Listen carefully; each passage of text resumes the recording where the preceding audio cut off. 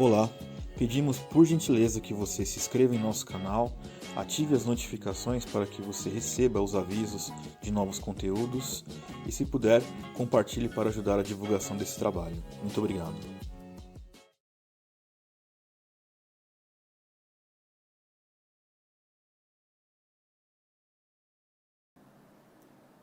Olá, meus irmãos, que a graça e a paz do Senhor esteja sobre todos vocês. Estamos começando mais uma aula sobre o Credo Apostólico. Espero que todos sejam bem-vindos e participem conosco nesse momento, neste domingo que o Senhor nos dá, mais um dia do Senhor, e podemos juntos estudarmos a sua santa e poderosa palavra. Hoje nós começaremos a estudar a segunda parte do Credo, que nós já iniciamos há algumas semanas. Hoje, então, nós daremos início ao nosso estudo sobre a pessoa e obra de Cristo. Estudamos sobre o Pai, estudamos sobre a obra criadora do Pai e agora estaremos estudando sobre a obra redentora do Filho.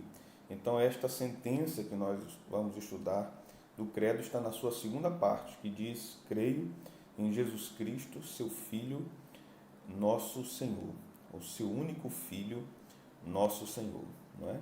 Então esta é a parte do credo que nós iremos estudar nesta manhã de domingo. Vamos orar, vamos pedir a bênção do Senhor sobre os nossos estudos nessa manhã. Pai, nós te agradecemos pela oportunidade de estarmos mais uma vez estudando a Tua Palavra. Pedimos que o Senhor nos abençoe, ilumine o nosso entendimento e que a Tua Palavra, Senhor, seja para a nossa direção, para a nossa fé, para a nossa crença, para a nossa vida, que ela nos mostre como nós devemos viver para Ti, para a glória do Teu nome. Que essas verdades bíblicas que são resumidas no credo, esboçadas no credo, causem grande impacto na nossa vida, na forma que nós olhamos para nós mesmos, na forma que nós olhamos para o mundo, olhamos para a vida, olhamos, Senhor, ao nosso redor, que a nossa visão de mundo, a nossa percepção ou interpretação do mundo seja moldada pela Tua Palavra e pelas verdades evangélicas, pela revelação que o Senhor nos dá de si mesmo nas Sagradas Escrituras. Por isso nós te pedimos que o Teu Espírito Santo ilumine o nosso entendimento e nos dê graça para entendermos a Tua santa palavra nessas verdades do credo. Isso nós te pedimos no nome de Jesus, Teu Filho, nosso Senhor. Amém. Amém. Meus irmãos, nós vamos estudar esta parte que podemos dizer é também de grande importância no credo apostólico. Na verdade, todas as partes são muito importantes dentro do credo, mas nós chegamos a uma parte crucial, uma parte central que irá tratar sobre Jesus Cristo. Por que essa parte é dita por mim de parte central? Porque somente através de Jesus nós recebemos a Deus Pai como nosso Pai. Somos feitos filhos de Deus, como filhos adotivos. Somente por causa da obra de Jesus é que nós temos o Espírito. É verdade que as três pessoas da Santíssima Trindade trabalham juntas para a salvação dos pecadores, mas a obra de Cristo é central para que isso aconteça. Por isso é importante que nós observemos esta parte do credo que diz: creio em Jesus Cristo, seu único Filho, nosso Senhor. A primeira parte que nós vamos examinar nesta frase, nós vamos estar estudando todas as partes aqui, fazendo devidas aplicações à nossa vida cristã, mas a primeira parte que nós iremos estudar desta declaração do credo é o termo ou nome Jesus Cristo. Na verdade, nós temos aí um nome e um título, né? Jesus significa Yahvé é salvação, ou Jeová é salvação, como alguns traduzem, não é? E temos o título Cristo, que significa Messias, ou ungido, né? Então a palavra Cristo significa ungido. Cristo acabou se tornando uma espécie de sobrenome de Jesus Cristo, mas Cristo é um título, não é? Como um Messias e não um nome propriamente dito.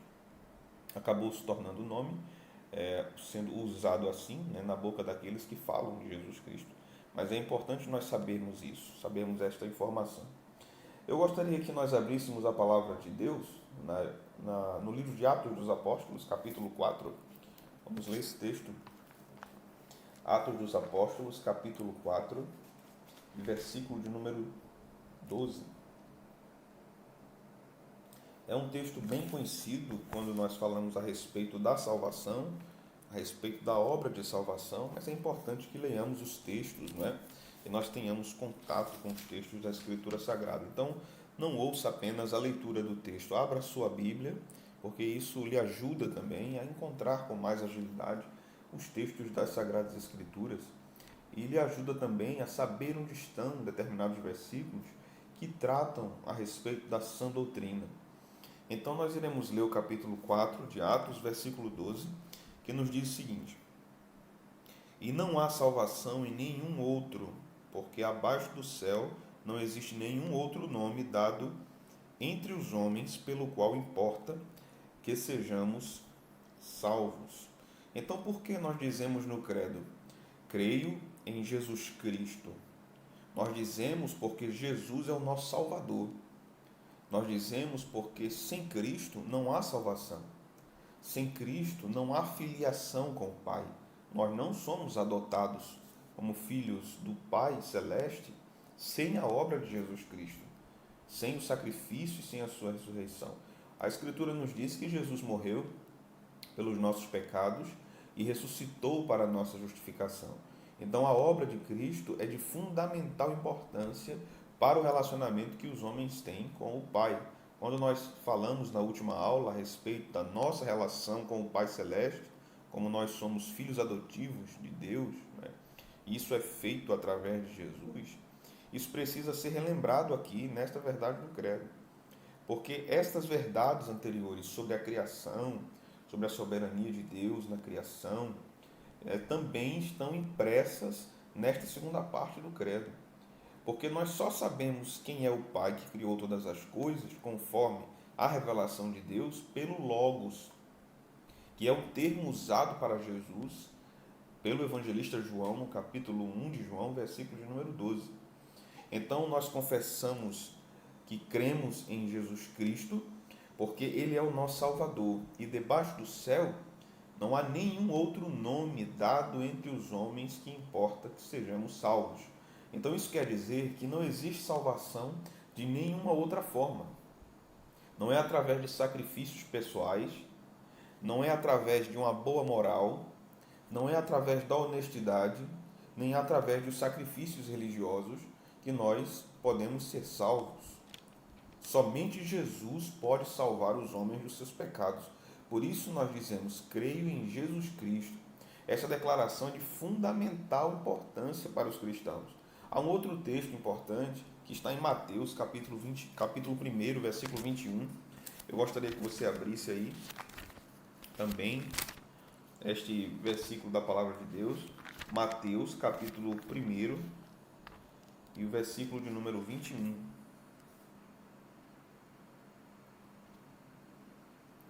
Esse versículo também é de suma importância para nós entendermos esta primeira parte desta frase do credo, creio em Jesus Cristo. O capítulo 1 de Mateus, versículo 21, nos diz, portanto, ela dará à luz um filho e lhe porás o nome de Jesus, porque ele salvará o seu povo dos pecados deles. Então, esse texto, mais uma vez, nos mostra que Jesus é o Salvador do seu povo, que não há outra forma do seu povo ser salvo senão por ele. O povo de Jesus não é apenas os judeus, não são apenas os judeus que creram nele naquela época. O povo de Jesus é todo aquele que creu, todo aquele que recebeu Jesus como seu Salvador. Este é povo de Deus, este é povo escolhido de Deus. Então, essas verdades iniciais precisam ser fixadas na nossa memória. Eu creio em Jesus Cristo porque Ele é meu Salvador. E eu digo isso a outras pessoas. Eu não digo apenas que creio que Deus criou o mundo. Eu não digo apenas que creio que Deus é soberano. Eu não digo apenas que creio na Trindade, eu digo que creio também que Jesus é o único e suficiente Salvador, que não existe outra forma de um homem ser salvo. As instituições não salvam os homens. A própria prática religiosa não pode salvar os homens. Frequentar uma igreja não pode salvar os homens. Ser uma boa pessoa não pode salvar ninguém. Dar esmolas, dar ofertas na igreja não pode salvar ninguém. Fazer orações também não pode salvar ninguém. Cantar músicas cristãs também não pode salvar ninguém. Somente Jesus Cristo é o único e suficiente Salvador. Os homens devem entregar a sua vida a Cristo, devem crer na mensagem do Evangelho que proclama Cristo Salvador dos homens. Esta é uma verdade poderosa das Escrituras, a mensagem central das Escrituras, que Deus criou o mundo, que o homem caiu em pecado e que Deus providenciou a salvação para os homens. E esta salvação chama-se Jesus Cristo. Por isso nós dizemos, creio em Jesus Cristo. A segunda parte desta frase, né, nos diz aqui, creio em Jesus Cristo, seu único Filho, nosso Senhor. Mas aqui é preciso nós gastarmos um pouco de tempo também, antes de entrarmos na parte de único Filho, gastarmos um pouco de tempo com o termo Cristo, que significa Messias, que significa ungido. Como nós podemos entender este termo à luz da Escritura, à luz do Antigo Testamento, à luz do que a própria revelação de Deus fala sobre este termo? Quando nós olhamos para a Antiga Aliança, nós observamos os três ofícios que estavam presentes na Antiga Aliança: o de sacerdote, o de rei e o de profeta. Quando nós estudamos sobre a doutrina de Cristo, que nós chamamos em teologia de cristologia, nós estudamos também a relação de Jesus com esses três ofícios.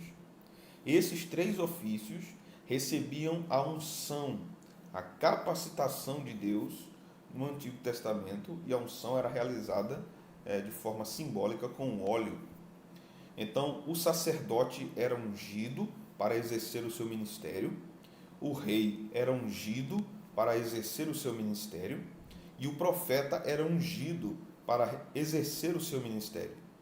Então, quando a Bíblia nos mostra que Jesus é o Cristo, que Jesus é o Messias, no Novo Testamento, ela está reconhecendo também que Jesus carrega em si, na sua pessoa, esses três ofícios. O sacerdote que falava para Deus em favor do povo, o rei que governava o povo e o profeta que falava da parte de Deus para o povo. Cristo carrega esses três ofícios. Cristo é nosso intercessor, nosso mediador, Cristo é caminho para o Pai, Cristo é nosso advogado, como diz as Escrituras. Cristo é rei, ele governa todas as coisas, ele é o Senhor supremo de todas as coisas, e Cristo é profeta, ele é o Logos, ele é a revelação de Deus para a salvação dos homens. Vamos ver esses três ofícios de forma mais detalhada, um pouco mais detalhada nas Escrituras.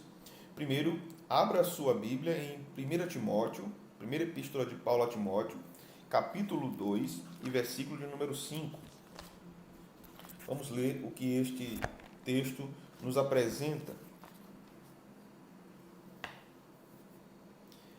Primeira epístola de Paulo a Timóteo, capítulo 2 e o versículo 5. O texto nos diz assim: porquanto há um só mediador entre Deus e os homens, Cristo Jesus, homem. Este texto é importante para entendermos esta questão sacerdotal, porque o sacerdote falava da parte representando o povo, falava da parte do povo para Deus. Então era necessário que existisse um mediador. O povo não falava diretamente a Deus sobre os seus pecados. O sacerdote era uma espécie de intercessor pelo povo. Então, quando os sacrifícios eram oferecidos ao Deus de Israel, não é? Uma vez por ano o sumo sacerdote entrava ali no Santo dos Santos, mas todo o trabalho de sacrifício que era realizado, os animais que eram mortos no Antigo Testamento, no tabernáculo, isso era feito pelos sacerdotes, não era feito pelo povo, porque fazia parte do trabalho de mediação entre Deus e os homens que os sacerdotes desempenhavam. Então, aqueles ministérios sacerdotais no Antigo Testamento eram uma sombra para a obra consumada de Cristo. O que eu quero dizer com sombra? Quero dizer que aquilo se consumaria, chegaria ao seu estágio final em Cristo. Por isso que hoje nós não temos mais sacerdotes, nós temos Cristo, que é sacerdote eternamente, segundo a ordem de Melquisedeque. Não precisamos mais de sacrifício, porque Cristo não é apenas sacerdote, Cristo é o sacrifício. Então, Cristo é o único mediador entre Deus e os homens. É claro que eu vou explicar a relação que a igreja tem com a questão sacerdotal. Daqui a pouco nós vamos pensar sobre isso. Mas nós precisamos entender que a obra consumada de Cristo é perfeita para a salvação. Por isso que nós não temos uma missa, nós temos um culto, porque na missa acredita-se que o cordeiro é imolado várias vezes e o corpo do cordeiro é dado para os fiéis através de uma hóstia. Nós não acreditamos nisso. O sacrifício de Jesus aconteceu uma vez e está consumado e não ocorrerá novamente. Nós participamos da ceia, que chamamos também de Eucaristia, é uma ação de graças a Deus pelo sacrifício de Jesus e é um memorial, mas carrega também a presença espiritual de Deus nos elementos. Mas o pão não deixa de ser pão, ele não se materializa em corpo de Cristo, ele não se transforma em corpo de Cristo, ele continua sendo pão e o vinho continua sendo vinho, não se transforma literalmente no sangue de Cristo. Mas a presença espiritual de Cristo está naqueles elementos. Então, isso é necessário para o Novo Testamento, porque a obra dos sacrifícios heterotestamentários que aconteciam no Velho Testamento são consumadas perfeitamente em Cristo. Então, não necessitamos mais de sacrifícios. O Cordeiro já foi imolado. Cristo é o Cordeiro de Deus, não é, que é dado pelos homens, que tira o pecado do mundo. E isso não tornará a acontecer. O que acontece hoje é a aplicação da obra de Cristo ao coração de pecadores, mas Cristo não torna a morrer. Então isso não pode acontecer na missa, né? Cristo não torna a morrer. Então, por isso que nós não temos altar, nós temos plataforma, nós temos púlpito, porque a ideia de altar é uma ideia onde o sacrifício ocorre novamente, onde a missa ocorre novamente. Então nós não temos altar, os protestantes não têm altar. Os protestantes têm a plataforma onde está o móvel chamado púlpito, de onde é pregado o evangelho.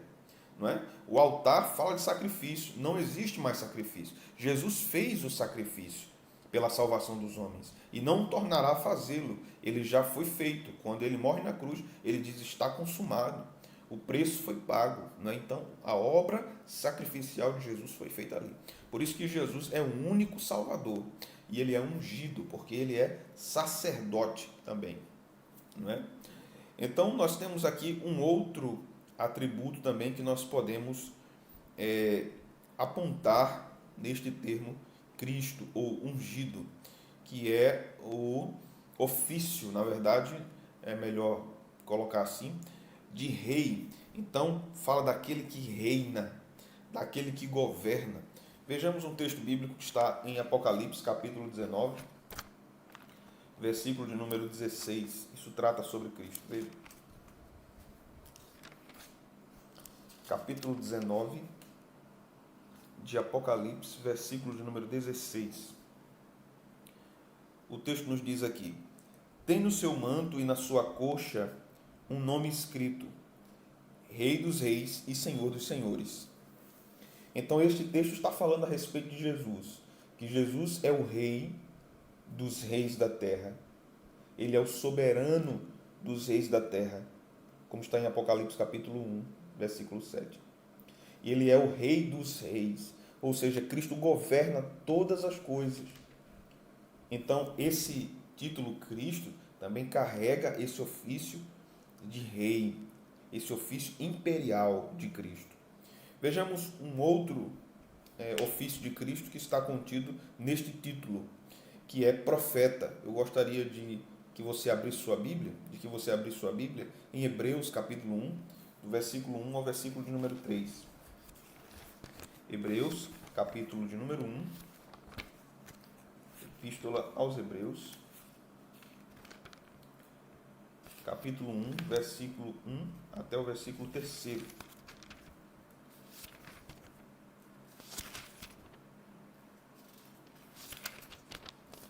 O texto nos diz o seguinte: havendo Deus outrora falado muitas vezes e de muitas maneiras aos pais pelos profetas, nestes últimos dias nos falou pelo Filho, a quem constituiu herdeiro de todas as coisas, pelo qual também fez o universo. Ele, o Filho, que é o resplendor da glória e expressão exata do seu ser, sustentando todas as coisas pela palavra do seu poder, depois de ter feito a purificação dos pecados, assentou-se à direita da majestade nas alturas. Então perceba que no versículo 2 e no versículo 1, nós temos relações interessantes aqui, dizendo que Deus nos falou no passado, na antiga aliança, através dos profetas, que era um ministério ungido por Deus. Deus falava para o povo. Lembra que o sacerdote fala da parte do povo para Deus. O profeta fala da parte de Deus para o povo. E Cristo fazia isso e faz isso. Cristo intercede por nós, como sacerdote que ele é, eternamente, segundo a ordem de Melquisedeque, como diz o autor aos Hebreus. Mas Cristo também fala para nós da parte de Deus. Então Deus nos fala nesses últimos dias pelo seu Filho. Isso mostra o ofício profético de Cristo. Por isso que a palavra de Deus também nos mostra no Evangelho de João que Cristo é a palavra, ele é o verbo. Tanto no Evangelho como na primeira epístola, o apóstolo João trabalha esse conceito. Porque Deus comunica-se conosco através do seu Filho. E Cristo é a expressão exata de Deus, é a revelação perfeita de Deus. Não há uma forma melhor de Deus se revelar aos homens senão através do seu próprio Filho Jesus. Então esses são os 3 ofícios colocados na Escritura com respeito ao ungido do Senhor, ao Messias que viria, ao Salvador do povo de Deus, do povo escolhido por Deus desde toda a eternidade.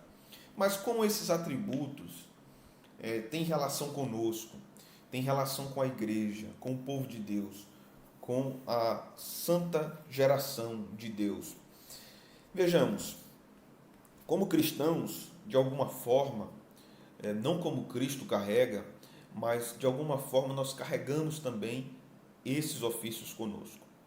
Em primeiro lugar, nós podemos dizer que nós carregamos o ofício, por exemplo, de sacerdote, quando nós oferecemos os nossos corpos em sacrifício vivo, santo e agradável a Deus, que é o que Paulo nos fala em Romanos capítulo 12, versículo 1 e 2, não é? Para que ofereçamos ao Senhor a nossa vida como sacrifício santo a Deus, que é o nosso culto racional, o nosso culto inteligível. Então, desta forma, podemos dizer que carregamos este ofício sacerdotal. A Bíblia vai nos dizer também que nós somos feitos sacerdotes. Então, no sentido de adorarmos a Deus, no sentido de orarmos ao Senhor, de cultuarmos ao Senhor, de intercedermos por outras pessoas, de orarmos por outras pessoas, como Paulo nos ensina na primeira epístola, nas epístolas pastorais, a primeira epístola a Timóteo, que nós devemos orar pelos homens, orar pelos que estão no poder, não é? Isso não quer dizer que a Bíblia aprova a intercessão daqueles que já morreram. A Bíblia em nenhum lugar incentiva que alguém que já faleceu pode orar por alguém que está aqui, mas somente os que estão aqui podem orar uns pelos outros. Nós não temos na Escritura nenhum fundamento nos livros canônicos para se defender que alguém que faleceu pode orar por alguém que está aqui. Não há intercessão pelos vivos por parte dos mortos. Quem intercede por nós é o Espírito Santo de Deus, conforme Paulo fala no capítulo 8 de Romanos. Quem intercede por nós é Cristo, como João fala no capítulo 2 da sua primeira epístola, dizendo que Jesus é o nosso advogado. Paulo vai nos dizer que Jesus é o mediador. João, no Evangelho, vai dizer que Jesus é o caminho. Então, quem intercede por nós? Quem intercede por nós é o Filho e o Espírito Santo. Homens no céu, santos que faleceram, o sentido de santo aqui é de crentes que faleceram, não podem orar pelos que estão vivos. Somente o Espírito Santo de Deus, somente Jesus pode fazer isso. Você pode conferir nas Escrituras, por essas referências que eu lhe falei. Então nós devemos considerar também que nós carregamos, de certa forma, o ofício profético. Porque o que era um profeta? O profeta era aquele que anunciava a vontade de Deus. Era aquele que proclamava a vontade de Deus. A mensagem profética não era apenas uma mensagem futurística, apocalíptica, de coisas escatológicas que aconteceriam no final do mundo. Mas profeta também era aquele que proclamava a vontade de Deus. Então nós fomos chamados para proclamarmos a vontade de Deus. Ide por todo o mundo e pregai o Evangelho a toda criatura. Esta missão é dada à Igreja de Cristo. Então, nesse sentido, nós carregamos o ofício profético. Nós podemos falar também sobre o ofício real. E eu gostaria que você abrisse as Escrituras, sua Bíblia, em 2 Timóteo, capítulo 2, e o versículo de número 12. Vamos ler esse texto aqui, veja. 2 Timóteo 2 e 12. O texto vai nos dizer: e se perseverarmos, também com ele reinaremos. Se o negarmos, ele também nos negará, ou por sua vez nos negará. Veja, se perseverarmos, também com ele reinaremos. Então, o texto nos diz que no reinado eterno de Cristo, na sua volta, nós estaremos reinando com ele. Esse é um aspecto deste ofício que nós carregamos como igreja do Senhor, né? Como povo real, como aqueles que reinarão com Cristo. Nós podemos considerar também que esse ofício real que está sobre nós significa que nós vivemos em oposição às forças do mal, em oposição às obras de Satanás, porque era próprio de um rei na antiguidade defender os seus súditos, defender o seu povo, a sua gente, de ataques estrangeiros, de ataques de inimigos, de ataques mortais. Então, como reis, tendo esse ofício real, nós militamos contra as obras das trevas, contra as obras de Satanás, que é o príncipe deste mundo, né? Então, estas são algumas aplicações dos ofícios de Cristo para a igreja. Nós somos corpo de Cristo, estamos em união espiritual com Cristo. Então, naturalmente, podemos fazer estas aplicações dos ofícios de Cristo à igreja. É claro que nós precisamos considerar teologicamente que a igreja não carrega os ofícios de Cristo, sacerdote, rei e profeta, como Cristo carrega. Da mesma forma que nós somos filhos de Deus, mas não somos filhos de Deus como Cristo o é. Cristo é o Filho único, ou unigênito de Deus, que é o que nós vamos passar a considerar agora. O que significa este termo, Filho unigênito, ou Filho único? Quer dizer que Cristo é o eterno e natural Filho de Deus, gerado na eternidade. Cristo não teve um início, Cristo não foi criado. Cristo é da mesma essência do seu Pai, da mesma natureza do seu Pai. Então nós precisamos considerar também que Cristo é Filho eterno de Deus. Os atributos de Deus são eternos, o atributo da paternidade de Deus é um atributo eterno. Então isso quer dizer que nunca houve um momento em que Deus, Pai, não foi Pai do seu Filho. Se um dia Deus não foi Pai de Jesus, quer dizer que Deus mudou. Então os atributos de Deus estão ligados também a este importante atributo da imutabilidade. Isso quer dizer que Deus não muda. Não há variação em Deus, não há sombra de variação em Deus. Então isso quer dizer que Deus, sempre foi pai de Jesus. E Jesus sempre foi filho eterno de Deus. Nesse sentido, Jesus é o filho unigênito, é o filho único, da mesma forma, da mesma natureza que o pai o é. Então, nesse ponto, nós entendemos João 3,16, que nos diz: porque Deus amou muito de tal maneira que deu o seu Filho unigênito, ou o seu Filho único, o seu Filho natural, não é? O seu Filho eterno, para que todo aquele que nele crê não pereça, mas tenha vida eterna. Então, é preciso crer neste Filho para que tenha-se a vida eterna. É preciso crer em Jesus para que seja salvo. Jesus é o único caminho. Creio em Jesus Cristo, não é? Seu único Filho, nosso Senhor. O credo nos ensina isso. Então, quando nós falamos a respeito da filiação de Jesus, também, da mesma forma, devemos fazer a aplicação a nós. Assim como fizemos com os ofícios, devemos fazer com a filiação. Nós somos feitos filhos de Deus, mas não somos filhos naturais, como Jesus é. Não somos filhos da mesma natureza, como Jesus é.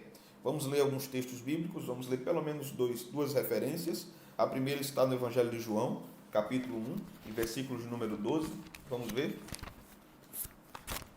Evangelho de João, capítulo de número 1 e versículo de número 12.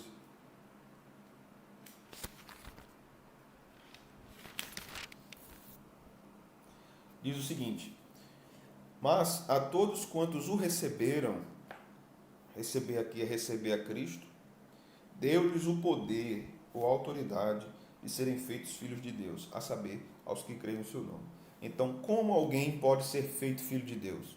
Não é meramente porque é uma criatura de Deus. É possível ser criatura de Deus e não ser filho. Só é filho de Deus quem o é por meio de Jesus. Só é filho de Deus quem crê em Jesus. Quem não crê em Jesus tem uma relação criacional com Deus. Ele é criado por Deus. Deus dispensa sobre as suas criaturas misericórdia. Deus dispensa sobre as suas criaturas paciência, né? Isso é uma característica da bondade de Deus. Isso está dispensado sobre todas as suas criaturas, os filhos de Deus e os que não são filhos de Deus, por meio de Jesus.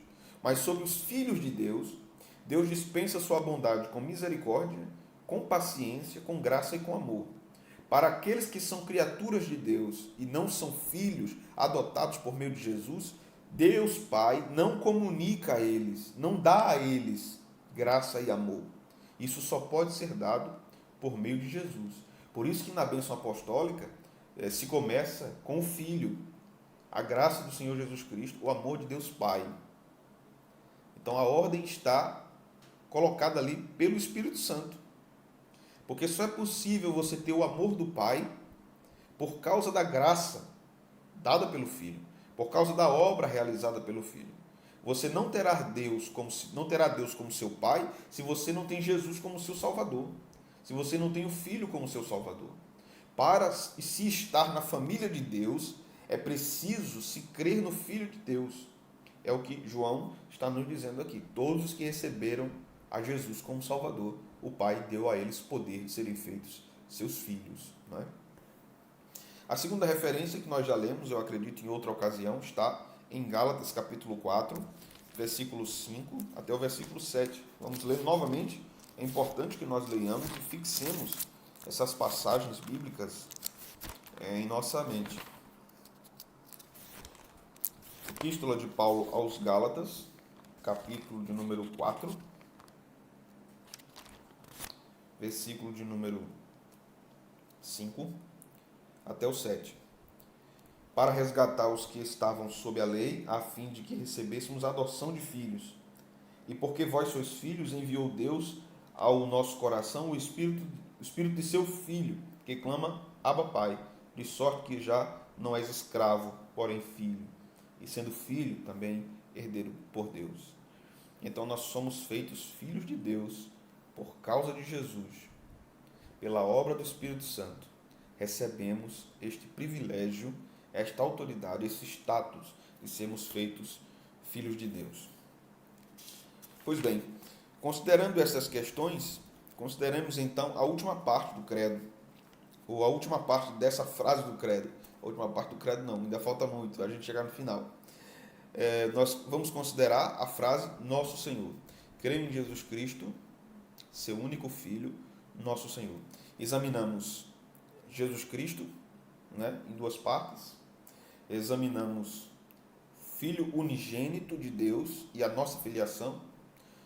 Examinaremos agora a expressão Nosso Senhor. O que isso significa para nós? O que significa na Escritura, né? O que nós cremos sobre isso, ou o que nós devemos crer sobre isso, é fruto do que as Escrituras dizem.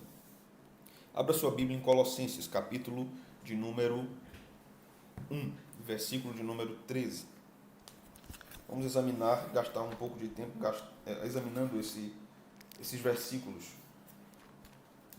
Enquanto você abre aqui, eu vou considerando algumas questões para a nossa orientação. Quando nós falamos sobre este termo Senhor, há muitas questões a considerar sobre esta expressão no Novo Testamento. Esta expressão, obviamente, é relacionada a Deus, mas havia na cultura romana o uso desta palavra, que era a palavra grega Kyrios, que era usada para o imperador, para o César romano. Então se cria que o César era uma encarnação da divindade, que ele era filho do divino. Então ele era chamado Kyrios, o Senhor soberano.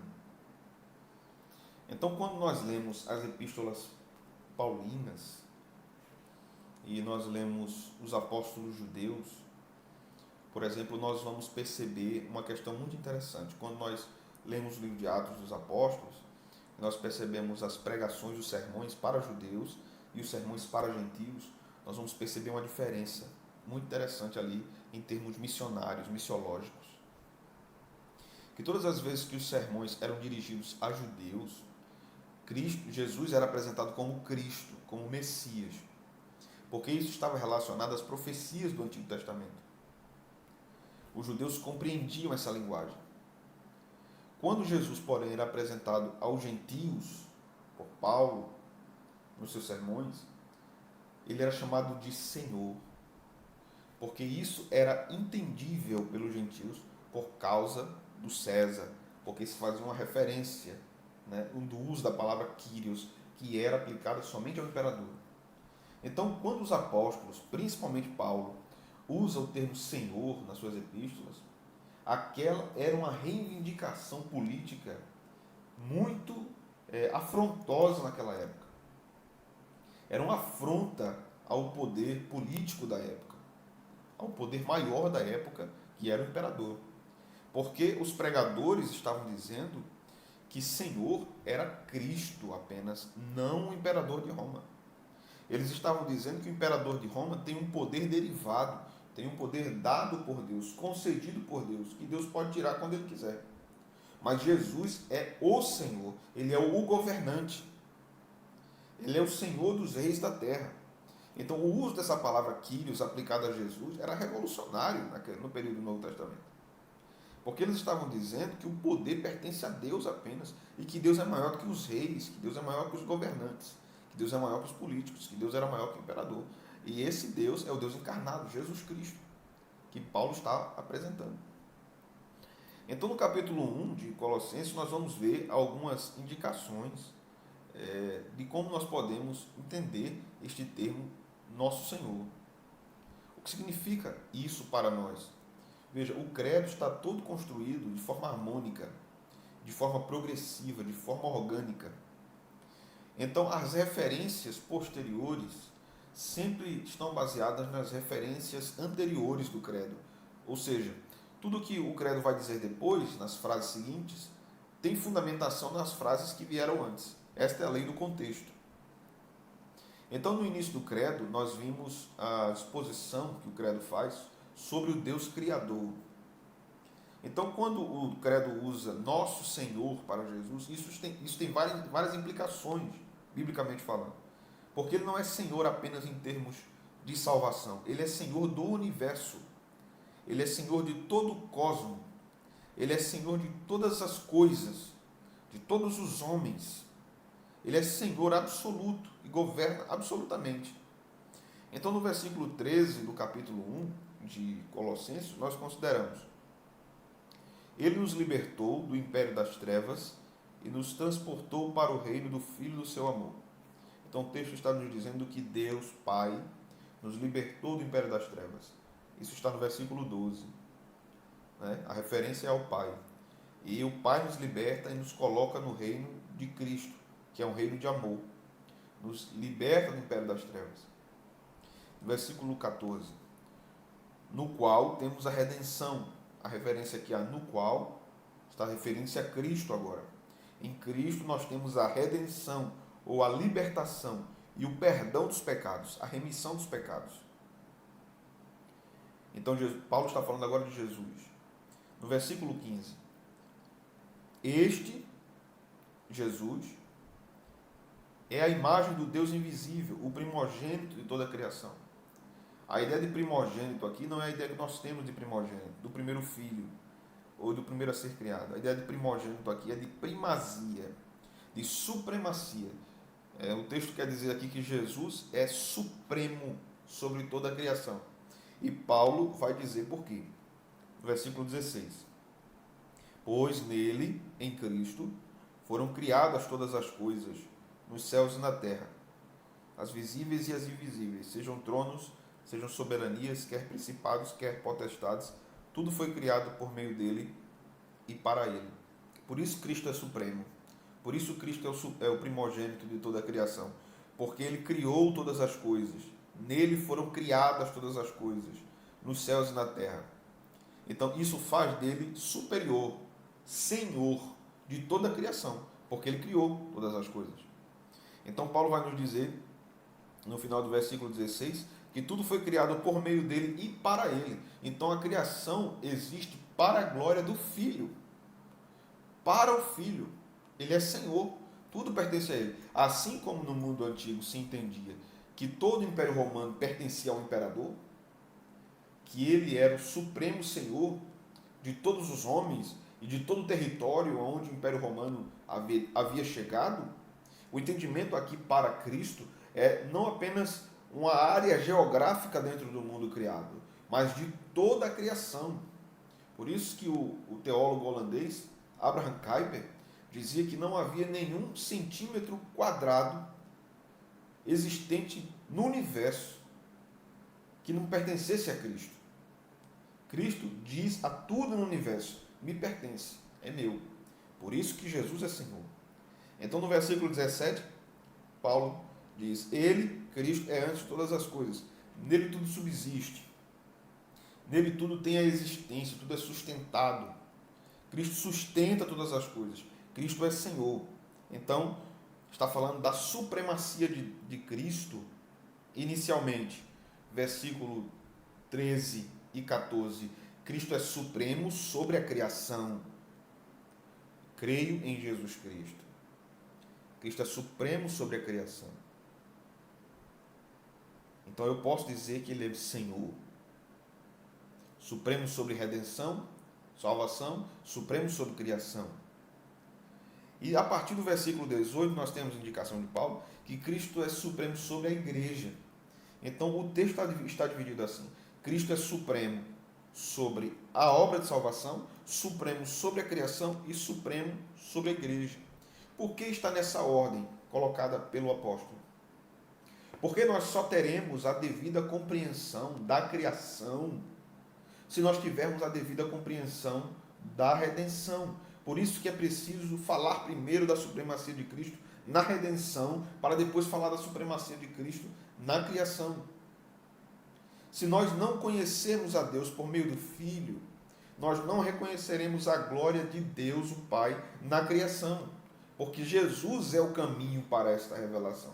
Jesus é a porta para a compreensão dessas verdades das Escrituras, essas verdades eternas. Então, no versículo 18, nós lemos: Ele é a cabeça do corpo da igreja. Falando de Cristo. Ele é o princípio, o primogênito dentre os mortos. Então fala da supremacia de Cristo sobre a igreja e agora fala de escatologia, de últimas coisas. Ele é o primogênito dos mortos. Ou seja, Paulo está dizendo, se Cristo não tivesse ressuscitado, nós não ressuscitaríamos. Ele é o princípio desta nova criação. Por isso que Jesus ressuscita no primeiro dia da semana. E nós guardamos o primeiro dia da semana, o domingo, porque é o símbolo da nova criação. Cristo ressuscita no domingo. Então, o culto tem um caráter apocalíptico. O culto tem um caráter escatológico. Porque Jesus ressuscita no domingo. E o domingo aponta, o dia do Senhor aponta para o descanso eterno que virá. A eternidade que passaremos com Deus é chamada de dia eterno. Então, há uma relação da obra de Cristo, da ressurreição de Cristo, com a nossa ressurreição, do culto no primeiro dia da semana, com o estado eterno da igreja, chamado dia eterno. Então, os cultos dominicais da igreja, onde nós nos reunimos para adorar a Deus, são um microcosmo, nós podemos dizer assim, são uma miniatura do estado eterno da igreja com Deus. São um pequeno modelo, uma pequena maquete, podemos dizer assim, do que será a eternidade. Por isso é chamado também de dia do Senhor. Então, se Cristo não tivesse ressuscitado, nós não ressuscitaríamos. Aí Paulo vai nos dizer, no versículo 18 ainda, que ele tem a primazia, porque aprove a Deus que nele residisse toda a plenitude, o qual, havendo feito a paz pelo sangue da sua cruz, por meio dele, reconciliasse consigo todas as coisas. Isso fala também em termos finais, apocalípticos, escatológicos. Toda a criação é reconciliada com Deus em Cristo. A criação geme, diz Paulo em Romanos 8, a igreja geme, e tudo isso passa por um processo de redenção, de salvação, de libertação, que será consumado totalmente quando Jesus voltar. Nós vivemos entre o já e o ainda não. Nós já somos salvos, mas a nossa salvação será consumada na volta de Cristo. Nós podemos ter a certeza que somos salvos, mas passaremos ainda pelo processo de glorificação, que é o processo final da redenção. Então Paulo está apontando para isso aqui, que Cristo reconcilia consigo todas as coisas, mas nós vivemos entre o já e o ainda não. A nova criação já está acontecendo e terá o seu desfecho na vinda de Cristo. Paulo nos diz em 2 Coríntios 5,17 que aquele que está em Cristo é nova criação. Né? A gente deve considerar aqui também, meus irmãos, que em Cristo é feita a reconciliação. Reconciliação que o homem caído tem com o Pai, reconciliação que o homem pecador tem com o outro.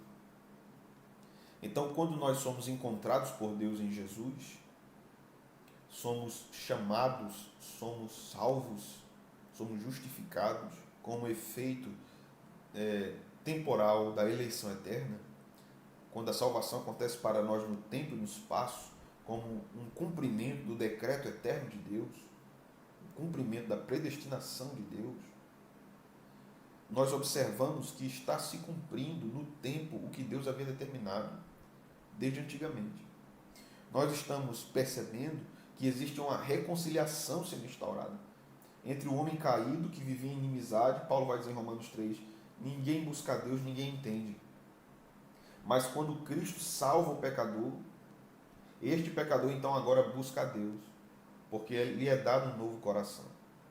Mas não apenas isso, a relação que se dá, a restauração das relações que se dão por causa da obra de Jesus, não é apenas uma relação do homem para com Deus, também é uma relação do homem para com outro homem.